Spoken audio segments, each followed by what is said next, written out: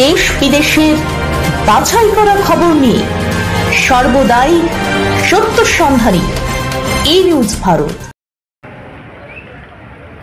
নমস্কার, ই নিউজ ভারতে আপনাদের সকলকে স্বাগত। শুরু করছি ওয়েদার আপডেট। বঙ্গোপসাগরে একটি উচ্চচাপ বলয় বাংলার উপকূল লাগোয়া অঞ্চলে থাকে, তার জেরে জলীয় বাষ্প প্রবেশ করে গাঙ্গেয় বঙ্গে।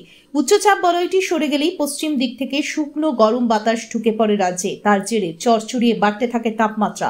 আবহাওয়ার সেই পরিস্থিতি তৈরি হয়েছে এবারও।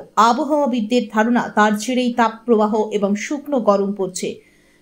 আজ কলকাতা ও তার পার্শ্ববর্তী অঞ্চলে দিনের সর্বোচ্চ তাপমাত্রা 41 ডিগ্রি সেলসিয়াস, সর্বনিম্ন 28 ডিগ্রি সেলসিয়াস। বাতাসে আপেক্ষিক আর্দ্রতার পরিমাণ 22%।